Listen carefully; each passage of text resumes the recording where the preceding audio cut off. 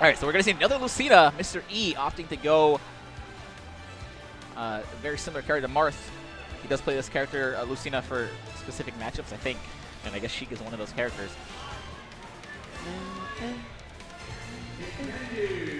How do you feel about that, EE? Couldn't disagree with you. You know, these two, you know, as talented as both these guys are and as featured as you see them at events, they only have one lifetime encounter in tournament, that being back at a K-Tar where VoiD was victorious against Mr. E. So we will see if that will change right now. You got some good memory, E. Yeah, I don't know, man. Like, I have a notebook full of stuff too, but you know, PG stats and Aussie stats, I feel obsolete, man. But I still know a little bit, man. Still know a little bit. And I think VoiD knows quite a bit about this particular matchup. I know the Cat actually plays a pretty efficient Lucina, so that's got to be some good practice to have coming into this. Interesting that you see Mr. E going with the Lucina first. I think he likes this matchup a little bit better, though, than he does with his Marth. Yeah, probably a little bit. He plays a very efficient Lucina as well. Probably a little bit easier to catch this character, you know, with like a back air or a forward smash, not having to worry about that tipper, because this character is so mobile, so tiny. Oh. All right. Tiny frame, but some big hits coming out on the part of Mr. E here. Open things up. VoiD with that creeping and crawling right there. Oh, and finding his mind. Oh, and I love the fact that he was just so content to sit on the right side of that moving platform, and all of that culminating into that tremendous up air. Yep, very, very smart play from him. The confidence you can see, he didn't move at all for that forward tilt. I mean, that's VoiD for you, man. I mean, he is confidence personified. Just a stone-faced killer, man. You never see this guy's expression change, ever. I feel like there's a lot of players you can say that about now. Well, I said it about VoiD. Oh, wow, just batting him off with that forward air. Really good pressure here from Mr. E. And he is so efficient right there with his commitment to go for those edge guards. Yeah, I think that's something you really got to be wary about. When you know you have Vanish, what was that? When you know you have Vanish, your opponent's probably going to be looking to trump you of anything, because you know you really can't contest the Vanish. Absolutely. The only really option you have is trying to read something back on stage or trump them. We see Mr. E going for a lot. Oh, that was some risky business right there. VoiD making the best out of it.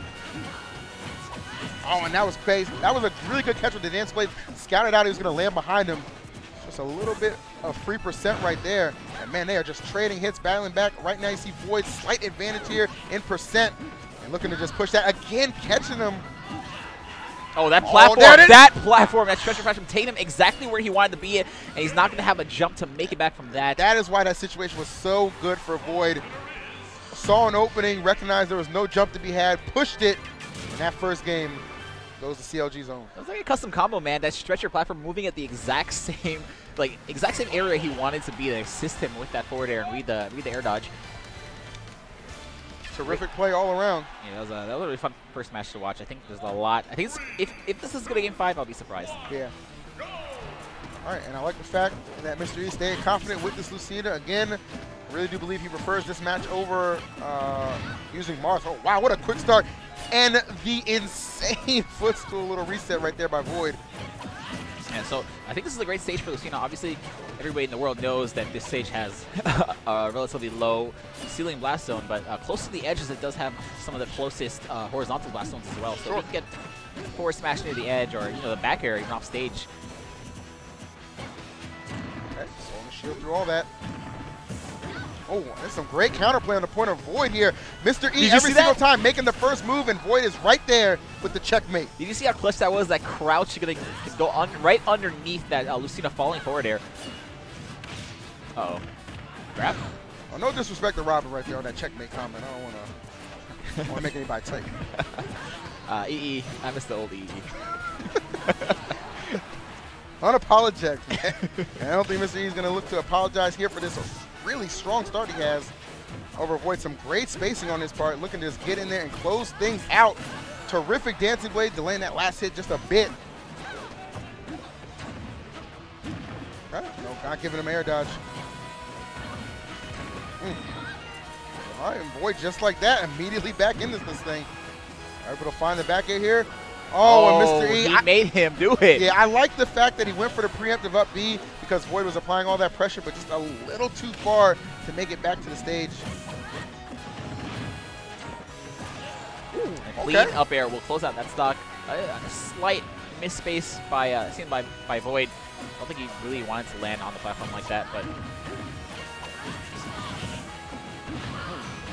Oh, very serious. So get his shield out in the middle of it. The downward version of her Dancing Blade is the most amount of damage, but on a fast faller at low percents, they can actually just hold down and hit the ground shield. Oh, okay.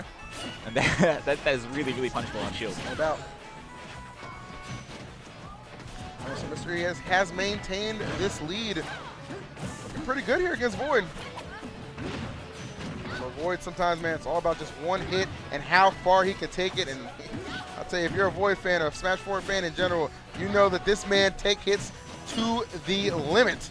I like it. I like it. He went for the down air attempt. Didn't quite get what he wanted, and now he's in a bad situation.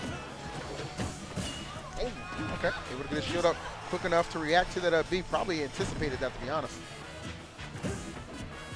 You see how he spaced himself underneath that platform, waiting for possibly a roll inwards. Didn't quite get it, but still make a position, still has stage control. Put some heals out there. Oh, wow. That's not what he wanted. Yeah, up throw not going to be enough. Trying to get back safely, and he does. Oh, my goodness. So the quick. Down tilt up air. So quick. Don't even have time to react to that type of thing. Just striking right there. Wow. All right, I was saying I really wanted to see a game number 5 between these two, but VoiD trying to prove me wrong. Yeah, getting that second game would have gone a long way for Mr. E, but unfortunately, just not able to close it out. And he's going to stick with Lucina as well. How do you feel about that? I don't see why he wouldn't at this point. I think it might be worth it to try and get some data. So you said they played a K-Tar. Do you know what character he was playing at that time? I believe it was a combination of Marth Lucina versus Sheik.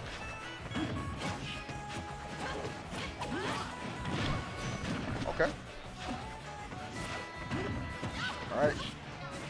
Uh-oh. Called that air dodge right there. And that is jump.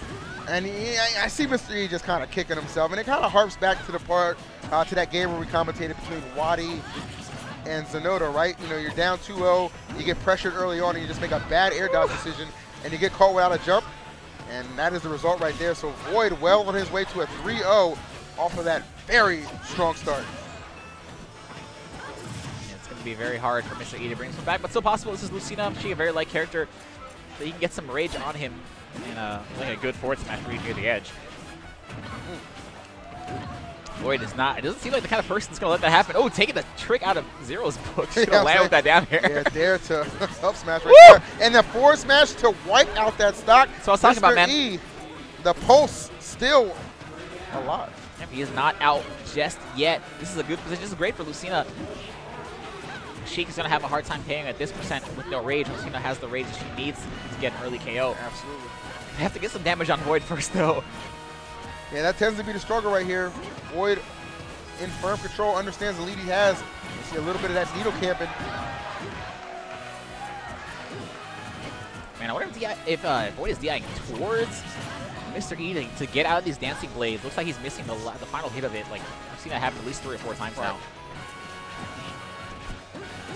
Oh, all right. And VoiD is a little bit of passiveness here. Don't want to let that come back and haunt you. I don't think that's going to come back and haunt him if he gets another one of those sort of up airs. Hey, if. All right, yeah. Oh, yeah, if. Right. If. It's not if, it's when. Yeah. And when is now.